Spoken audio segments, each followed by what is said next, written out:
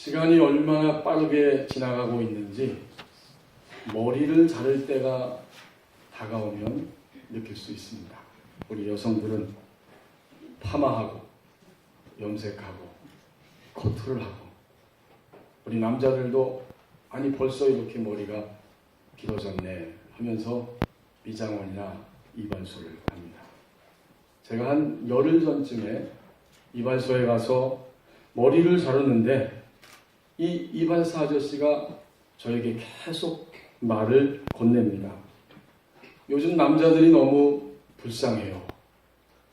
옛날에는 월급을 봉투로 갖다 줬기 때문에 거기서 얼마를 싹 빼서 갖다 줘도 이 부인들이 잘 알질 못했는데, 요즘은 다 통장으로 딱딱 돌아가니까 그 돈을 타서 쓴다는 거죠.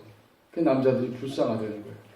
자기가 이발하면서 보니까 나이가 좀 젊은 친구들은 이발비도 부인한테 타가지고 와서 이발을 하더래요. 그걸 보면서 굉장히 안 됐다 하는 이런 생각을 했답니다.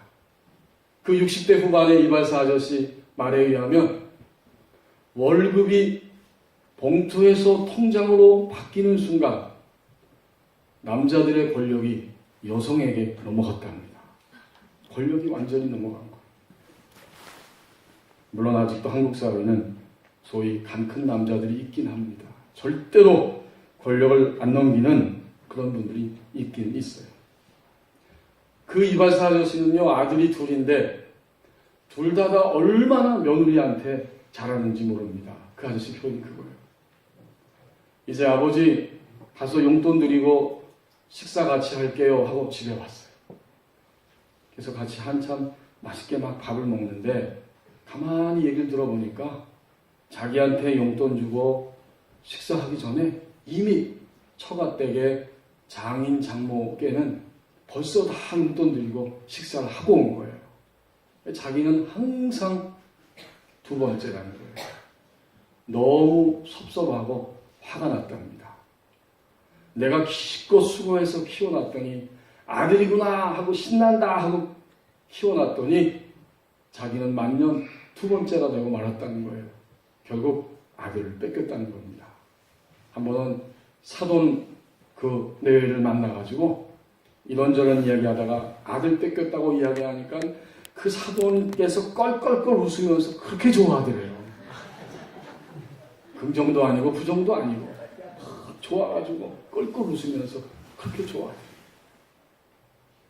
그러면서 저한테 자녀가 어떻게 되냐고 물어서 저는 딸 하나 아들 하나 있습니다. 잘 됐네요. 아들 다 필요 없어요. 요새는 딸이 있어야 됩니다. 딸이 부모 생각하는 마음이 훨씬 더 많습니다. 그런데 여러분, 아들이든 딸이든 우리 모두가 다 이 땅 위에서 수고하는 것이 사실입니다. 오늘 우리에게 주신 말씀 6절을 보십시오. 수고하는 농부가 곡식을 먼저 받는 것이 마땅하니라. 아들을 낳았든지 딸을 낳았든지 모든 사람들이 다 수고하는 것은 사실입니다. 여기 이 농부는 이 디모데 후서가 쓰여졌을 당시에 그 농부들뿐만 아니라 모든 농부들은 다 수고를 하는데, 수고라고 하는 이 말을 좀 더 정확히 표현하면 기진맥진하도록 일한다, 이런 뜻입니다. 예나 지금이나 농부들은 수고하는데 자기의 몸을 다 바쳐서 여러 가지 조건 속에서 허리가 부러지도록 오랜 시간 동안 일을 하고, 그렇게 하면서 자신의 이 신체의 고단함이 풍년을 가져올 것이라고 기대하며 살아갑니다. 이것이 6절에 나와 있는 농부의 수고입니다. 자기 남편이 의사인 아내가 연초가 되어서 남편에게 말하기를, 여보 이제 올 한 해 동안 우리가 1년 계획을 세우는데 이번에는 휴가 계획을 먼저 세웁시다. 우리가 휴가 날짜를 먼저 잡읍시다. 남편이 깜짝 놀라면서 어떻게 그것이 가능하겠냐고, 병원에 무슨 일이 일어날지 모르는 채 어떻게 휴가 날짜를 먼저 잡겠냐고 그렇게 반문을 합니다. 이 아내는 대답했어요. 당신이 없어도 병원은 잘 돌아간다니까요. 이렇게 대답을 했답니다. 현대인들은 아무것도 안 하는 시간이 없다. 끊임없이 뭔가를 한다. 남들보다 더 빨리 가지는 못해도 뒤처지는 것이 싫기 때문이다. 텔레비전을 보고 스마트폰으로 정보를 검색하고 인터넷을 들여다보고 있고 버스나 지하철에서 끊임없이 뭔가를 듣거나 보고 있다. 그야말로 쉴 새 없이 정보를 머리에 입력한다. 그처럼 잠들기 직전까지 계속되는 자극으로 인해 뇌는 어느 순간에 과부하가 걸리고 많은 현대인들이 두통을 호소한다. 뇌가 더 이상 자극을 받아들이지 못하기 때문이다. 그럼에도 우리는 스스로에게 멍 때릴 자유를 허락하지 않는다. 불안함 때문에 아무것도 안 하는 것을 못 견디기 때문이다. 정신분석 전문의 김혜남 교수의 이야기입니다. 성도 여러분, 우리는 아침부터 몸으로 움직여서 하루 종일 여기저기를 다니고 그러다 보니 우리의 마음도 몹시 분주하고 고통을 호소하고 있습니다. 그리스도인들은 경우에는 또한 거기에 더하여서 하나님의 그 사랑 안에 그래도 머물러 보겠다고 하는 영적인 수고와 애씀이 있습니다. 모든 사람들, 그리스도인들도 예외 없이 수고하는 것은 사실입니다. 이제 7절 말씀을 보십시오. 우리가 이렇게 수고하며 살아가는데 그 수고 속에서 주님이 주시는 총명으로, 이해력으로 고난과 공격을 구분해야 합니다. 아멘. 7절에서 말합니다. 내가 말하는 것을 생각해보라. 주께서 범사일 내게 총명을 주시리라. 아멘. 주님이 그리스도인들이 수고하며 살아갈 때 이해력을 주셔서 오늘의 나의 이 수고로움이 고난인지 아니면 공격인지를 분별할 수 있게 하신다. 아멘. 모든 일에 있어서. 오늘 하나님께서 6절 말씀부터 주셨는데 그 앞에 3절, 4절, 5절에 보면 그리스도인의 삶을 세 가지로 그렇게 설명을 함께 더불어서 해줍니다. 예수 믿는 사람들의 삶은 군대에서 복무하는 군사와 같다. 3절에 좁은 병사라고 표현합니다. 요새 어떤 드라마 때문에 군인들의 주가가 상한가라면서요? 응? 너도 나도 지금 그날을 기다리면서 산다고 해요. 일주일 동안. 어쨌든 이 수고하는 군사가 있습니다. 그리고 경기장에서 달려가면서 달리는 경주하는 이 경기 선수와 같다. 5절에. 그리고 오늘 하나님 주신 6절 말씀부터 보면 농부입니다. 수고하는 농부. 그리스도인의 삶이 이렇다는 거예요. 이 세 종류의 사람들의 공통점은 무엇일까요? 그것은 수고하고 수고함으로 뭔가 결실과 열매를 기대한다는 겁니다. 아멘. 병사들은 수고함으로 지휘관의 칭찬과 인정을 받습니다. 또 경기하는 사람들은 열심히 경기해서 수고함으로 승리를 경험합니다. 아멘. 그렇죠? 며칠 전에 언제죠? 제가 저녁에 조금 늦게 들어갔더니 텔레비전을 틀어놨던데 저희 아이가 보니까 레바논하고 우리나라하고 축구 경기하는데 후반 거의 끝날 시간이 다 됐어요. 제가 옷을 정리하면서 보니까 0대 0이고 안방에 들어갔다가 잠시 있다 나오니까 어느새 골이 들어가는지 1대 0이에요. 후반 추가 시간에 우리나라가 골을 넣어가지고 1대 0으로 이긴 거예요. 얼마나 신납니까? 이 경기하는 자들은 수고함으로 승리를 경험합니다.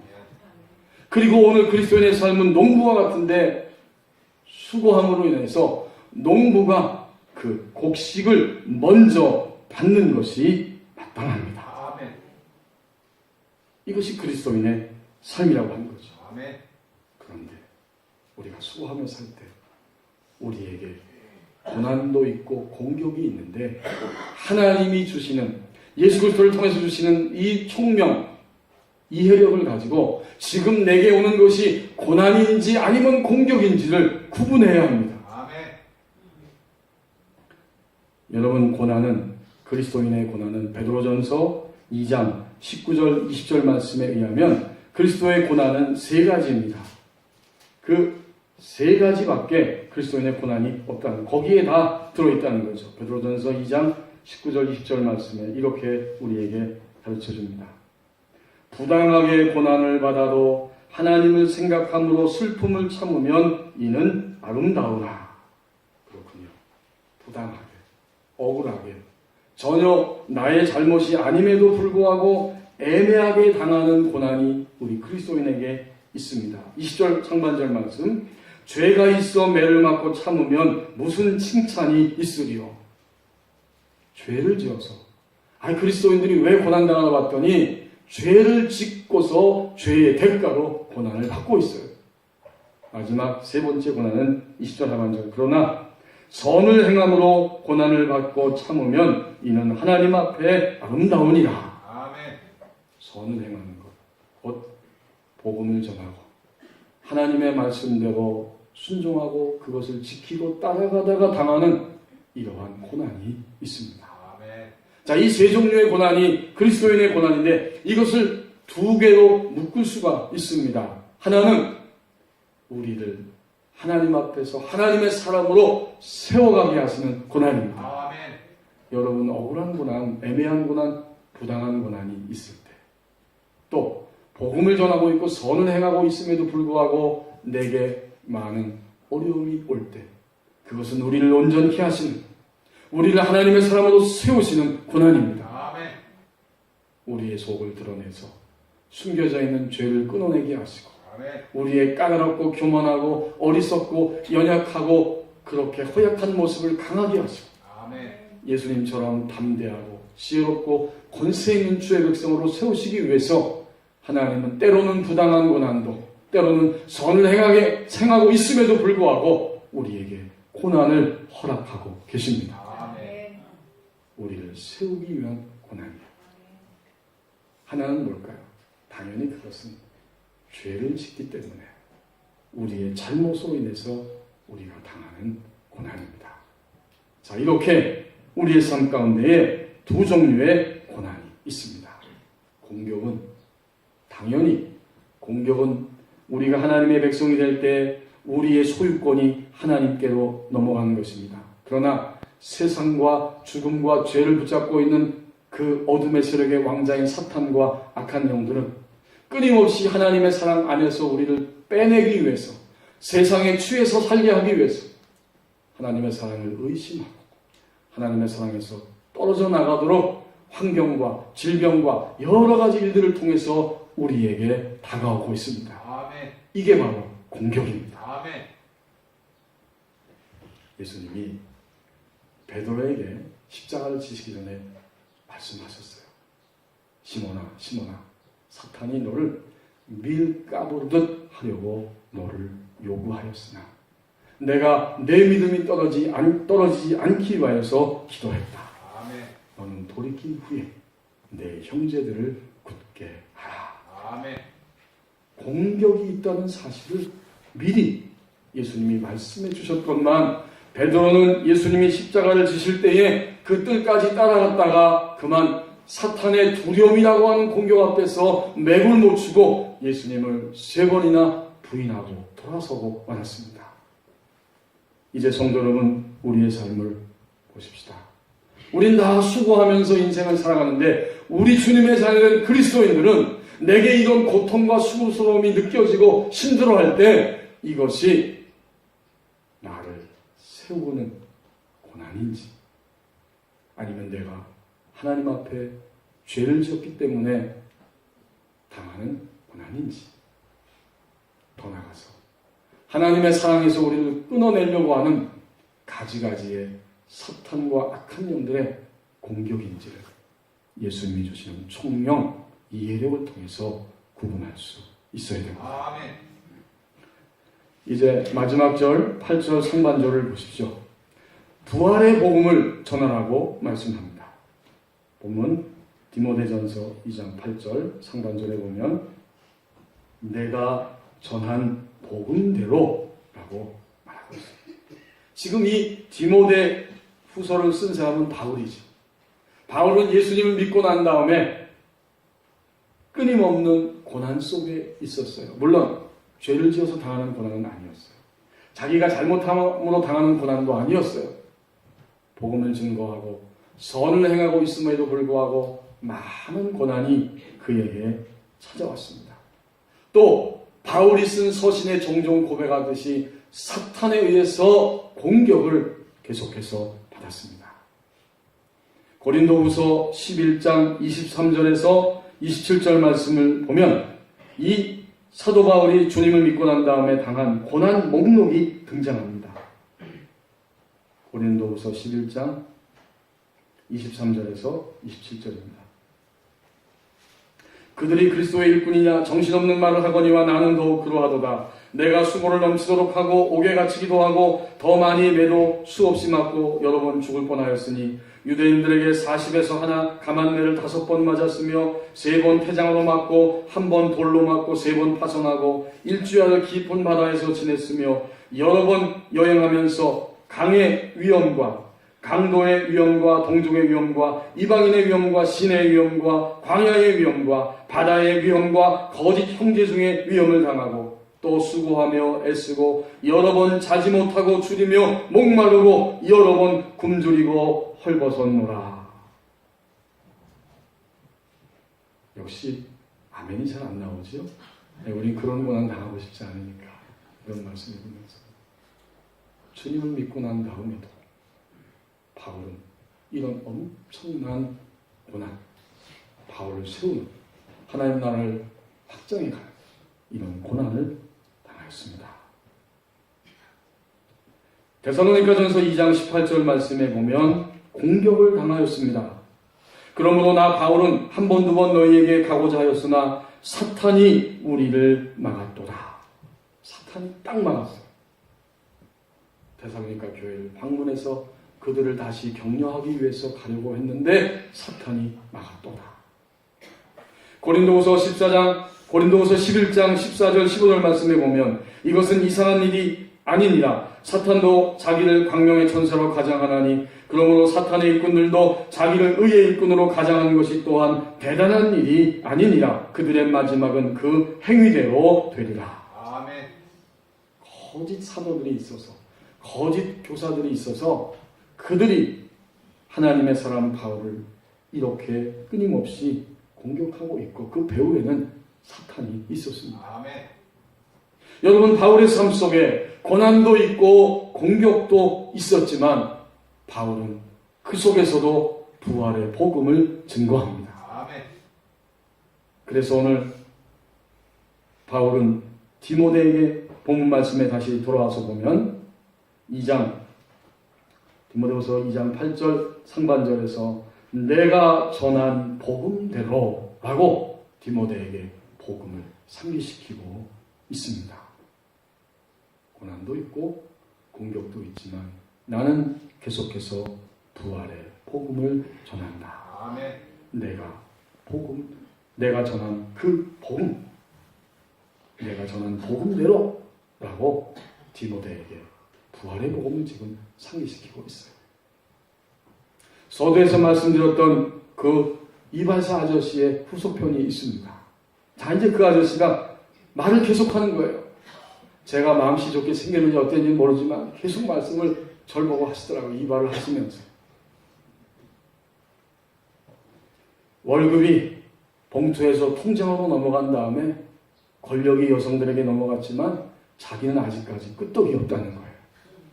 왜 그런가 들어봤더니 자기는 이발사이기 때문에 손님들이 하루하루 와서 이발을 하고 가면 하루에 15만 원을 벌면 그 중에 5만 원 싹 빼가지고 숨기고 10만 원만 부인한테 갖다 준 겁니다. 그리고는 여보 오늘 손님이 적어가지고 이것밖에 못 벌었네 그러면 그 부인이 아무 소리 안 하고 그냥 그 돈을 딱 받는다는 겁니다. 근데 그게 다가 아니에요. 쉬는 날만 되면 자기의 사랑하는 아내와 손을 잡고 차를 타고 어느 집이 맛있다 하면 그 집을 끝까지 찾아가서 맛있는 것을 먹고 온다는 거예요. 그러면서 저한테 뭐 적성에 어디도 가고 뭐 어디도 가고 뭐 맛있는 데 다 갔다 왔다고 자랑을 하시더라고요. 부인을 사랑하는 거죠. 아멘.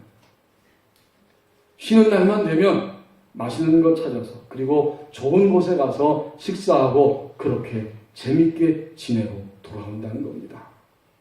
그리고 하신 말씀이 인생 뭐 있습니까? 죽을 때 이 돈 가져갑니까? 죽으면 다 끝나는 건데 이렇게 말씀을 맺더라고요. 그 이야기가 끝나자마자 문이 싹 열리더니 그 이발사 아저씨 아내가 쏙 들어옵니다. 그리고 들어와서 평소처럼 이렇게 둘러보고 밑에 떨어진 머리카락을 싹 치우고 그리고 도구들을 몇 개 정리를 하고 잠시 후에 가만히 있다가 다시 가더라고요. 집안일하러 가시겠죠. 그날 제가 그 상황에서 안 한 것도 있고 못한 것도 있습니다. 뭘 안 했느냐? 저는 고자질을 안 했습니다. 인류의 평화와 가정의 평화를 위해서 사장님이 월급을 맨날 빼가니까 잘 검사하세요. 이 말을 결단코 안 했어요.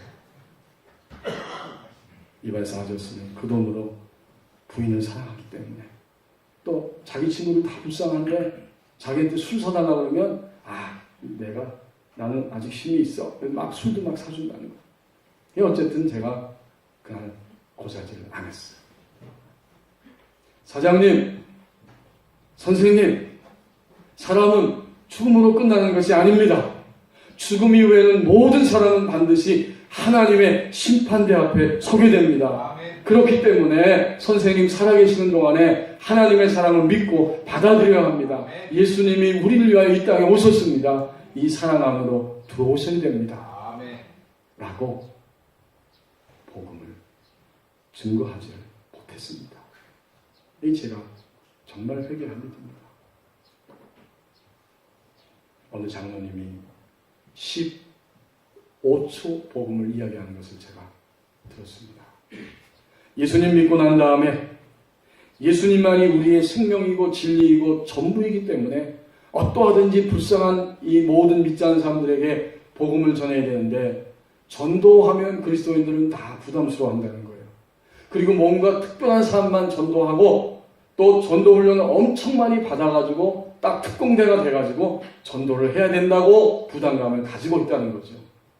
그런데 그 장로님 하신 말씀이 전도는 15초면 됩니다. 하나님이 당신을 사랑하십니다. 하나님이 우리를 사랑하셔서 독생자 예수 그리스도를 보내주셨고 예수님이 우리를 위하여 당신을 위하여 나를 위하여 십자가에서 죽으시고 부활하셨습니다. 아멘. 영생을 우리에게 주셨습니다. 아멘. 예수님 믿으십시오. 아멘. 제가 시간을 딱 집에서 한번 재봤더니 15초면 됩니다. 15초. 우리 그리스도인들이 그냥 완벽한 상태에서 전도한다고 생각하고 결과를 생각하기 때문에 눌려있기 때문에 전도를 못한다는 거예요. 그냥 복음을 던지면 그것이 전도입니다. 아멘. 그가 열매를 맺게 하시는 것은 하나님께서 하시는 역사이기 때문에 아멘. 우리는 단지 복음의 씨앗을 뿌려야 한다. 아멘. 그 장로님은 일주일에 7일 동안 매일같이 누구든지 처음 만난 사람에게 자영업을 하는 장로님인데 15초의 복음을 던진다는 거예요. 그러면서 우리에게 이야기합니다. 오늘 이 자리에 계신 모든 분들 이제 앞으로 15초 동안의 복음을 매일매일 전하기로 결심하는 분들 손 드십시다. 그래서 주변을 보니까 다 손을 들길래 저도 이렇게 손을 들었습니다. 15초 동안. 근데 그 다음 말이 더 무서워요. 오늘 이렇게 손 드신 분들은 저하고 약속한 것이 아니라 하나님과 약속한 겁니다. 알아서 하세요. 아이고, 그 말이 더 무섭더라고요. 15초면 되는 그것을 그리스도인들이 전하지 못하고 전하지 않고 산다는 것이 그 장로님의 이야기였습니다.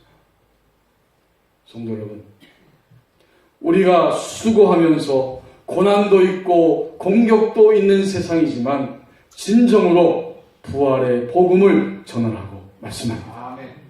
이제 마지막 8절 하반절을 보십시오.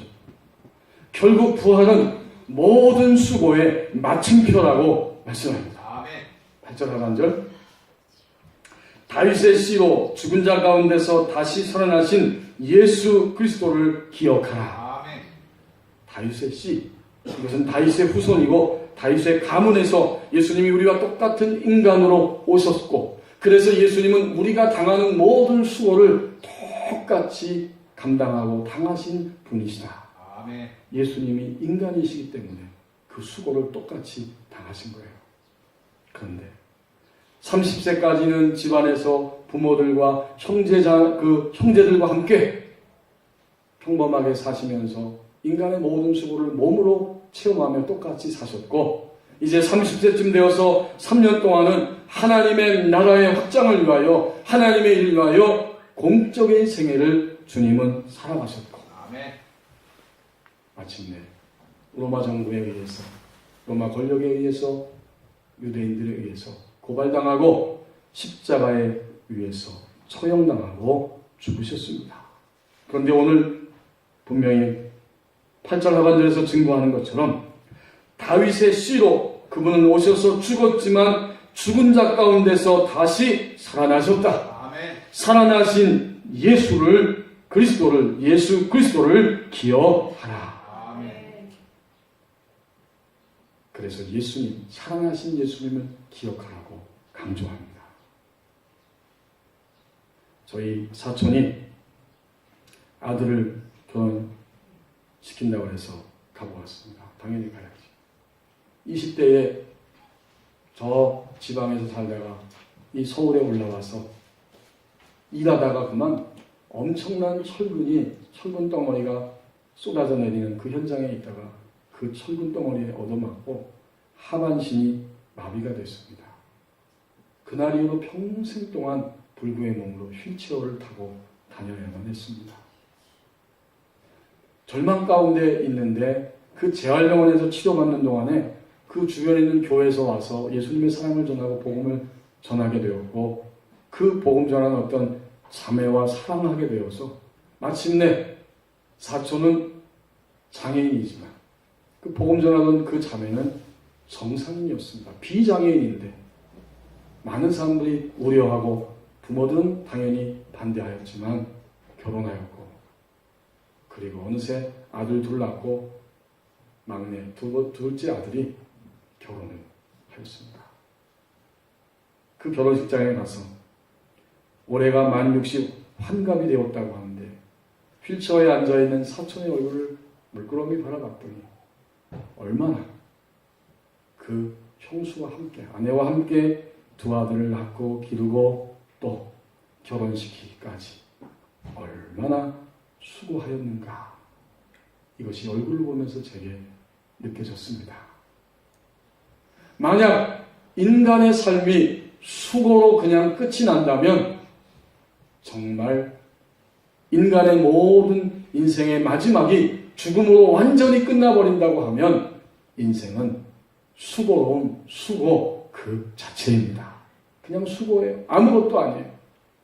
그러나 오늘 하나님께서 디모데후서 2장 8절 하반절에서 가르쳐 주신 것처럼 모든 인간이 수고 속에서 죽임을 당하지만 죽었다가 다시 사신 자 예수 그리스도를 기억하라. 죽음에서 다시 살아나신 예수 그리스도, 그분을 강조하고 있습니다.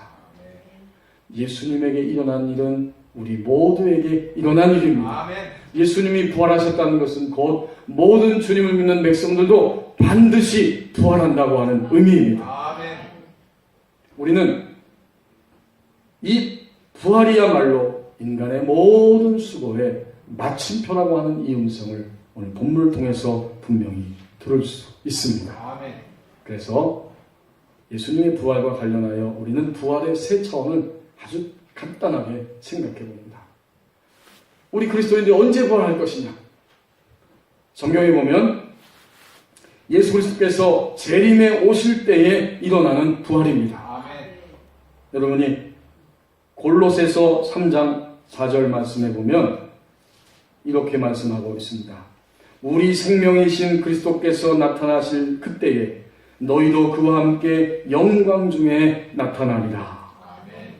우리의 생명이신 예수님께서 이 땅에 다시 나타나실 때에, 그 재림의 때에 이 온 우주와 이 지구, 이 모든 역사가 완성되는 그날, 바로 우리들도 함께 다시 부활하게 될 것이다. 아멘. 그리스도의 재림을 통해서 일어나는 부활. 두 번째는 죽음에서 일어나는 부활입니다. 고린도후서 5장 1절 말씀 읽어보면, 여러분이 나중에 가셔서 1절부터 4절을 다시 한번 읽어보세요. 5장 1절 말씀. 만일 땅에 있는 우리의 장막집이 무너지면 하나님께서 지으신 집 곧 손으로 지은 것이 아니요 하늘에 있는 영원한 집이 우리에게 있는 줄 아느니라. 여기 땅에 있는 장막집은 우리가 사는 이러한 가옥을 이야기하는 것이 아니고 우리의 이 육신을 입고 있는 몸을 이야기합니다. 우리가 육신을 입고 있는 이 몸이 무너질 날이 옵니다. 그러면 무너지는 순간 하늘에 있는 손으로 짓지 아니한 하나님이 지으신 영원한 집이, 하늘에 있는 집이 우리에게 있습니다. 이것은 죽음에서 일어나는 부활을 의미합니다. 여러분, 이 개념이 상당히 중요합니다. 이미 우리보다 먼저 세상을 떠나신 부모님과 형제자매들과 모든 사람들이 지금 어떻게 있느냐? 영혼만 가 있는 것이 아니고 주님 품에 이미 부활체를 입고 하나님의 품에 함께 있습니다. 아멘. 그러므로 우리가 죽음에 대해서 때때로 두렵고 슬픕니다. 사실 슬프죠. 우리의 부모와 형제와 이웃들이 죽을 때 애통합니다. 그러나 너무 슬퍼하고 너무 두려워하지 마십시다. 아멘. 사실 남아있는 우리는 두렵고 슬프지만 죽음의 순간에 죽음에서 이미 부활이 일어납니다. 아멘. 땅에 있는 장막집이 무너지는 순간, 당연히 그리스도인들에게 해당되는 이야기죠. 그리스도를 믿을 때에 죽는 순간에 이미 새로운 몸으로 부활이 일어납니다. 아멘. 시간이 없기 때문에 성경 다른 것은 생략합니다. 그다음 마지막 세 번째는 그런 거로 인하여서 현존하는 부활의 생명입니다. 아멘. 골로새서 3장 1절 말씀에 보면 이런 말씀이 나오죠. 골로새서 3장 1절입니다. 그러므로 너희가 그리스도와 함께 다시 살리심을 받았으면 위의 것을 찾으라. 아멘. 거기는 그리스도께서 하나님 우편에 앉아 계시느니라. 아멘. 우리를 죽은 자라고 말하지 않고 이미 그리스도께서 그 하나님 보좌 우편에 계신 것처럼 살리심을 받은 자라고 이야기합니다. 아멘. 예수님 말씀하셨죠. 나는 부활이요 생명이니 무릇 나를 믿는 자는 죽지 않을 것이고 무릇 살아서 나를 믿는 자는 영원히 죽지 아니하리라. 아멘. 이 말은 마르다가 자기의 오라비 나사로가 죽었을 때에 예수님께 대화하면서 한 말입니다. 내 오라비가 살 것이다. 예, 마지막 날에 살 것을 제가 믿습니다. 그랬더니 주님이 그 말씀 듣고 대답하신 거예요. 나는 부활이요 생명이기 때문에 죽어도 살고 살아서 나를 믿는 자는 영원히 죽지 아니하리라. 아멘. 부활이 마지막 역사의 마지막에도 일어나지만 그러나 예수 그리스도를 믿는 순간 우리 안에 이미 부활 생명이 시작되었습니다. 아멘. 그런 거로 부활 생명이 있기 때문에 예수님을 믿고 죽어도 다시 그 믿음으로 인하여 우리는 부활하게 되는 것입니다. 아멘. 결국 부활 생명은 이미 우리 안에 현존하고 있습니다. 아멘. 부활은 모든 수고의 마침표라고 말씀합니다. 성도 여러분, 오늘은 부활주일입니다. 초대교회는 주님 부활하신 다음에 예배하는 날을 주님의 날, 부활의 날로 바꿨어요. 그리고 감격스럽게 매주일마다 부활을 경험합니다. 이제 수고하면서 사는 것은 사실입니다. 고난과 공격을 구분해야 합니다.